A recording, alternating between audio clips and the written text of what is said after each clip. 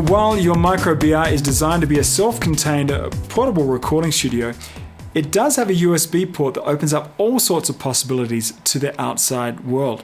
Connecting your Micro BR to a PC or Mac through USB allows you to do the following things.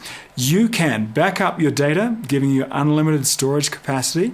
You can lay off or export your Micro BR tracks to just standard WAV or MP3 files, so you can drop them into computer-based recording software that you might use, including, say, Pro Tools, Cubase, or Sonar.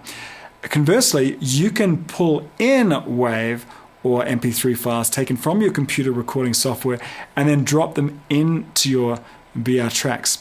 First, let's connect the two units, your Micro BR and your computer, together via a single USB cable. You'll notice that your Micro BR will come up just like any old removable hard drive on your computer, and then if you open it up, you'll see a couple of folders in here. If you want to back up your entire Micro BR, you can just grab this Roland folder and just drag it over to an appropriately named backup folder, and then that will just back up everything and copy it across into that file. Once that copying process is complete, we'll just close the USB connection. With so many variations of operating systems that could be in play here, I would recommend briefly looking over the section in the manual called Using USB. It lists a bunch of different operating systems. While all the main USB functions, they're basically the same, and I'll be showing you them all. It's just that some OSs have particular ways to close USB connections and such. Okay.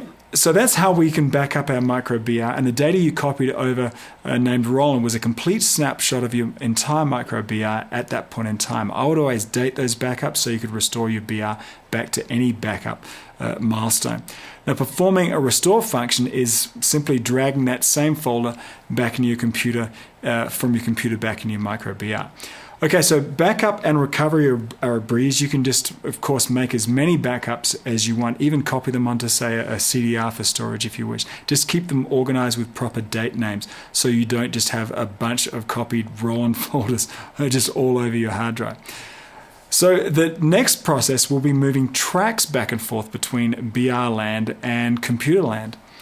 Press Utility and Track, and if we move all the way to the right, we get to these screens here where we can import and export tracks. Let's look at exporting tracks first. We have a choice of which tracks that we want to export out. They can either be just the mono tracks or a pair of stereo tracks. And if you remember, if I cursor over here, on tracks 1 and 2, the second V track, that was our mix down of our entire song. And then we sent that through our mastering toolkit, and it ended up being on the third pair of virtual tracks on 1 and 2. So with that selected there, we'll hit next. And from here, you can export that mix down that's gone through your mastering toolkit in either MP3 in 3 different bit rates, or a WAV file, and then that could be sent out to a special folder that can be accessed by your USB connected computer. And then that's awesome, because then you can burn that to a CD or upload it as a MP3 file if you like.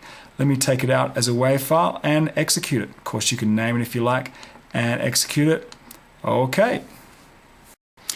That'll take a minute or two, and when it's done, the completed file will turn up in your USB folder within your Micro BR virtual drive on your computer, which you can then just drag and drop anywhere that you wish. Now, the opposite is just as easy.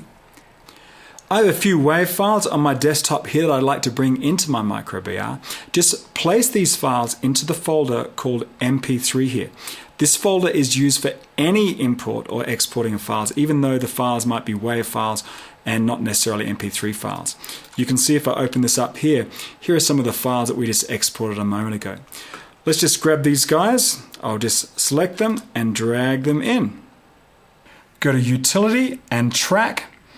Across to the second set of screens, only this time we'll select Import.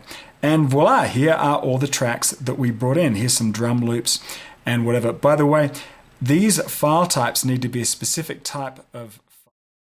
Wouldn't it be awesome to get free weekly advice from an expert in the pro audio industry?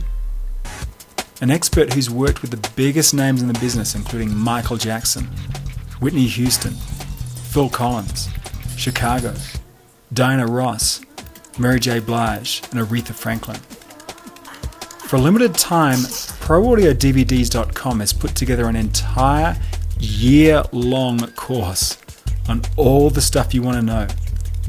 It gets delivered in high-resolution videos and articles to your email inbox every week. Oh, and get this, it's free. So, why the heck do we give away $197 of free Pro Audio training? That's just how we roll. I'm David Wells, and you're just minutes away from your first lesson. Go to www.ProAudioDVDs.com and sign up for the Pro Audio Academy.